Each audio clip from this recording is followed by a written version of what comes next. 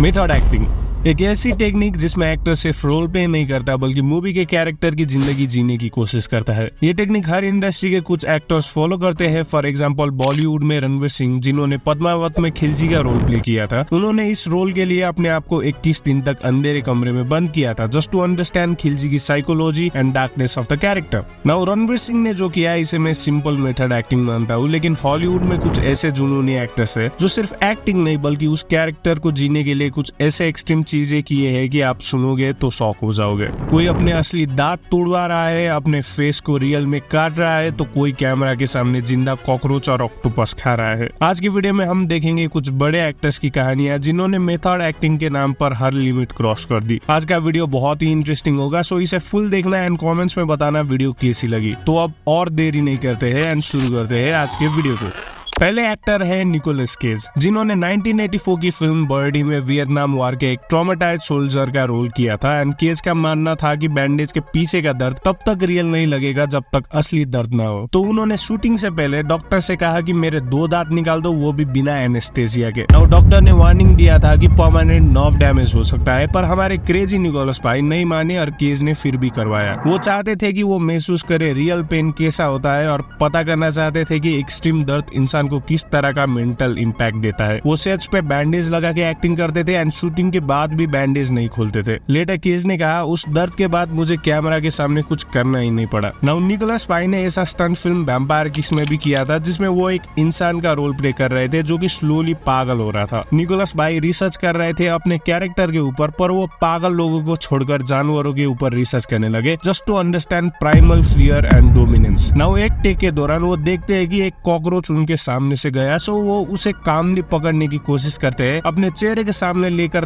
देखने लगते हैं एंड इंस्टेंटली उसे मुंह में डालकर चबाने लगते हैं। ये देखकर डायरेक्टर और क्रू मेंबर्स की गांड फट जाती है। ना तो डायरेक्टर ने केज को कॉकरोच खाने को कहा था, ना स्क्रिप्ट में इसके बारे में लिखा था। वो तो बस केज भाई अपने कैरेक्टर को स्क्रीन में एकदम रियल और ऑथेंटिक दिखाने के लिए किए थे। ना आपको क्या लगता है कि ये निकोलस केज की फिल्म के लिए डेडिकेशन है या फिर बस एक पागलपन? कमेंट में जरूर बताइएगा।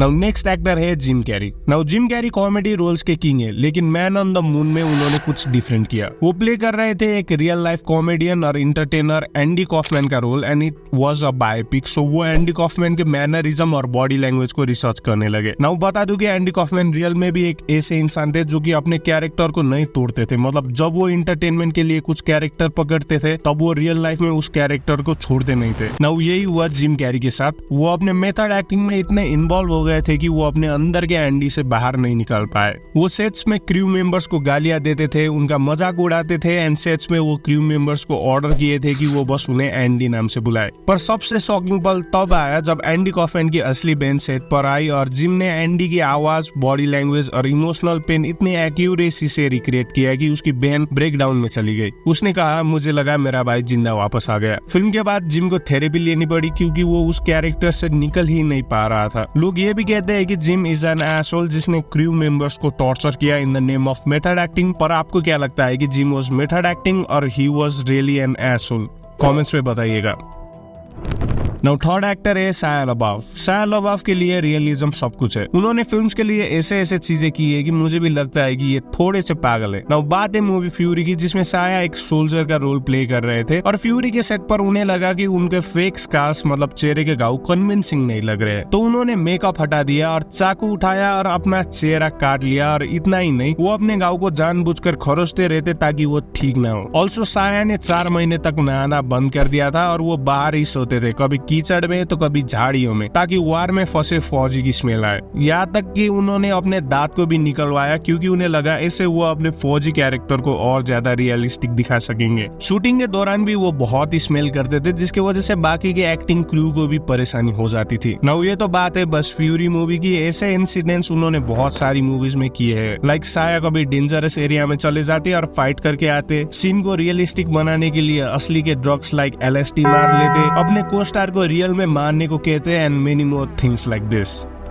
नाउ अगली एक्टर है हैली बेरी, जिन्होंने फिल्म जंगल फीवर में एक ड्रग एडिक्ट का रोल प्ले किया था। And let me tell you कि she is a model, so इनका entire life was around beauty, style and looks. पर इस फिल्म में उनका रोल था ड्रग एडिक्ट का। जब ऑडिशन के वक्त हैली आई तब डायरेक्टर ने उन्हें रिजेक्ट कर दिया था, क्योंकि डायरेक्टर के अनुसार वो एक ड्रग एडिक्ट को प्ले करने के लिए बहुत सुंदर है। पर जो डेडिकेशन हैली बेरी ने दिखाया वो देखकर उन्हें डायरेक्टली इस फिल्म के लिए कास्ट कर लिया। सो उन्होंने इस रोल के लिए क्या किया कि वो हफ्तों तक नहाना बंद कर दी एंड मेकअप लगाना छोड़ दी, जिसकी वजह से वो बहुत ही रफ, रियलिस्टिक और स्मेली हो गई थी। एंड एक्टिंग को और रियलिस्टिक बनाने के लिए उन्होंने रियल एडिक्ट्स को क्लोज स्टडी की, लाइक कैसे वो चलते हैं, बात करते हैं, रिएक्ट करते हैं, मांगते हैं, सब कुछ। वो खुद को सोसाइटी से आइसोलेट करने लगी जैसे रियल एडिक्ट्स होते हैं। लेटर उन्होंने कहा, लोग मुझे देखकर अनकंफर्टेबल फील करते थे और वही मुझे चाहिए था। And she really nailed the scenes. उनका रोल मूवी में बहुत छोटा था पर बहुत ही impactful. And also let me tell you कि ये मूवी उनकी डेब्यू फिल्म थी।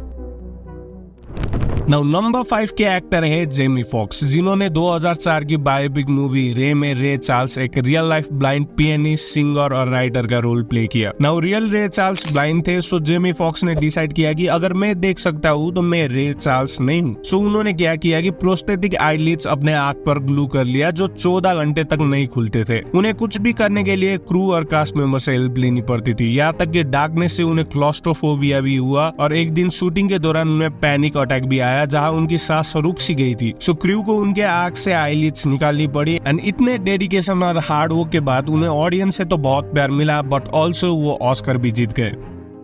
नाउ अगले मेथड एक्टिंग स्टोरी के एक्टर है चोई मिन सिक। आप सब लोगों ने ओल्ड बॉय तो देखा होगा एंड इसका infamous octopus eating scene as well. पर जो ऑक्टोपस वो चबा रहे हैं वो एक सीजीआई नहीं है, बल्कि रियल जिंदा ऑक्टोपस है। नाउ आप सोचोगे कि इसमें क्या बड़ी बात है, पर लेट मी टेल यू कि एक्टर चोई मिन सिक एक बुद्धिस्ट और एक प्योर वेजिटेरियन है। पर मूवी के रियलिज्म के लिए उन्होंने असली में कुछ ऑक्टोपस को लाइव चबा दिया। एंड उन्होंने ये 4 बार किया और हर एक टेक में वो प्रे करते थे और माफी मांगते रहते थे for killing an animal. Well ये सीन फिजिकली भी चैलेंजिंग था, क्योंकि एक जिंदा ऑक्टोपस को खाना बहुत रिस्की होता है। कभी कभी गलत स्वालो करने से ऑक्टोपस गले में अटक कर लोग मर भी सकते हैं। एंड मेंटली भी उनके लिए ये बहुत ही डिस्टर्बिंग और घिनौना था। पर despite all of this, scene बहुत ही बेहतरीन निकल के आई, जो कि मूवी को और एलिवेट करती है। अगर आपने ओल्ड बॉय नहीं देखी है तो देख लो, क्योंकि it has one of the twisted plot and crazy plot twist.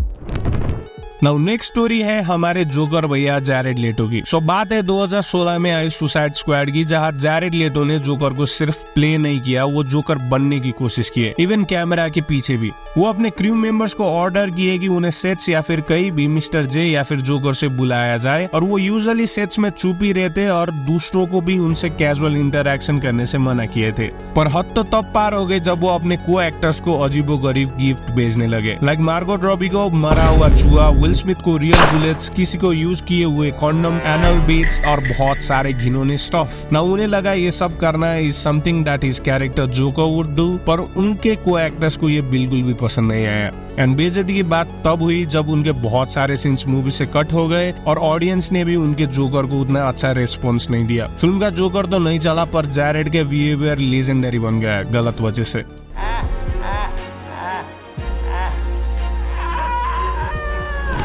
Now अगले एक्टर है Robert De Niro. Robert De Niro अपने परफेक्शन और मेथड एक्टिंग के लिए वर्ल्ड वाइड फेमस है। एंड उन्होंने अपने 1991 की फिल्म केप फियर में भी अपने मेथड एक्टिंग और परफेक्शनिज्म से लोगों को शॉक कर दिया था। सो मूवी में वो प्ले कर रहे थे एक सैडिस्टिक एक्स कॉन की, जहां उनके कैरेक्टर को इंटेंस और स्केरी दिखना था। तो उन्होंने अपनी जान लगाकर ट्रेनिंग की और एक किलर बॉडी बनाई, पर वो एक्सट्रीम तब गए जब उन्होंने अपने खुद के पैसे लगाकर अपने दांतों को ग्राइंड किया था, just to make his character look more intense and dangerous. उन्होंने कहा क्रिमिनल साफ दांतों के साथ बिलीवेबल नहीं लगता। बाद में फिल्म के एंड के बाद उन्हीं दांतों को ठीक करवाने के लिए उन्होंने $20,000 लगाए, एग्जैक्टली 4 गुना ज्यादा।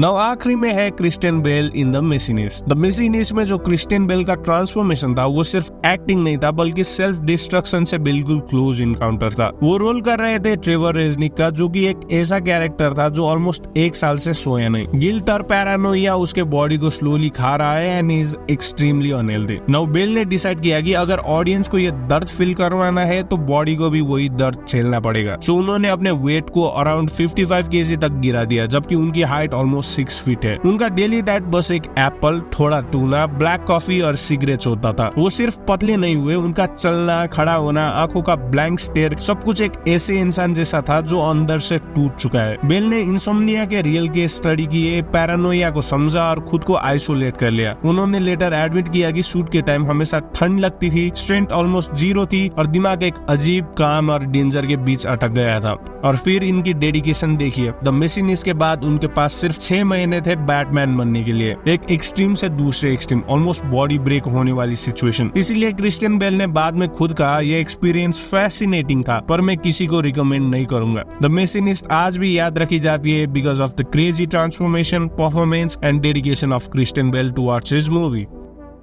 ये तो रही मेथड एक्टिंग की क्रेजी कहानियां जो कि हमें कुछ एक्टर्स के रियल ऑब्सेशन, पेन और सैक्रिफाइस को दिखाती है। कुछ को इसके वजह से ऑस्कर मिला तो कुछ को ट्रॉमा, कुछ आज भी उस कैरेक्टर से बाहर नहीं आ पाए। पर आप बताओ कि मेथड एक्टिंग जीनियस है या फिर स्लो सेल्फ डिस्ट्रक्शन? कमेंट्स में बताना जरूर। एंड वीडियो अच्छी लगी तो लाइक बार कर चैनल को सब्सक्राइब भी कर देना। बाकी मिलेंगे जरूर दूसरे वीडियो में, तब तक के लिए tata, bye bye and piece.